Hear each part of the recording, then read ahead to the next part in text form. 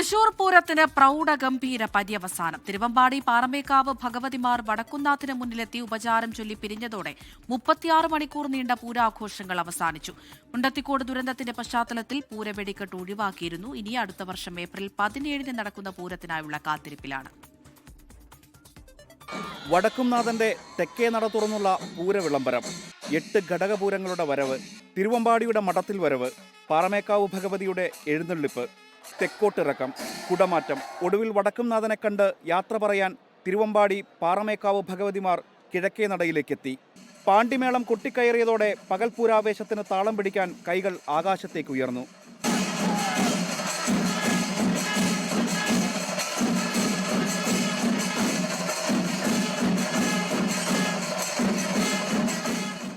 പാറമേക്കാവ് ഭഗവതിയെ ശിരസിലേറ്റി തൃക്കടവൂർ ശിവരാജുവും തിരുവമ്പാടിയുടെ തിടമ്പേറ്റി തിരുവമ്പാടി ചന്ദ്രശേഖരനും വരവറിയിച്ചു. പാറമേക്കാവ് ഭഗവതി ഗണപതിയെ വണങ്ങി തിരികെത്തിയപ്പോഴേക്കും തിരുവമ്പാടി ഭഗവതിയുമായി ചന്ദ്രശേഖരൻ പടിഞ്ഞാറേ നടയിലൂടെ അകത്തുകയറി വടക്കുനാഥനെ പ്രദക്ഷിണം വെച്ച് പുറത്തിറങ്ങി. ശേഷം ശ്രീമൂലസ്ഥാനത്തെ ദീപസ്തംഭത്തിന് ഇരുപുറവുമായി നിന്ന ഭഗവതിമാർ ഉപചാരം ചൊല്ലിപ്പിരിഞ്ഞു.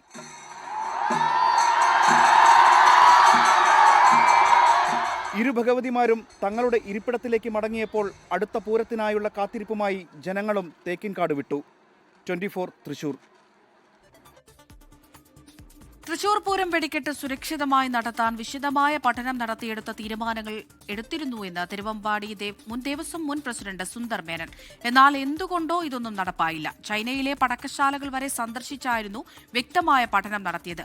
നിർദ്ദേശങ്ങൾ പ്രാവർത്തികമാക്കിയാൽ നല്ല രീതിയിൽ പൂരം നടത്താനാകുമെന്നും സുന്ദർ മേനൻ പറഞ്ഞു.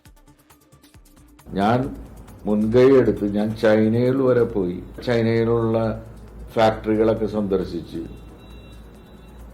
എങ്ങനെയാണ് വെടിക്കെട്ട് നിർമ്മാണശാല നടത്തേണ്ടത്, അതിനെക്കുറിച്ച് എല്ലാ കാര്യങ്ങളും വ്യക്തമായി പഠിച്ചുകൊണ്ടാണ് ഇവിടെ ഇങ്ങനെ ഞങ്ങളുടെ ഒരു സ്ഥലം ഉണ്ടായിരുന്നു ചിറ്റണ്ടയിൽ, എല്ലാ കാര്യങ്ങളും പൂർത്തീകരിച്ചാണ്. ദൗർഭാഗ്യവശാൽ ഇവിടുത്തെ ചില കാരണങ്ങൾ കൊണ്ട് അത് മുടങ്ങിപ്പോയി. അപ്പൊ ഇത്തരം കാര്യങ്ങൾ പ്രാവർത്തികമാക്കുകയാണെങ്കിൽ വളരെ നല്ല രീതിയിൽ നമുക്ക് ഇനിയും ഇത് മുന്നോട്ട് കൊണ്ടുപോകാൻ സാധിക്കും.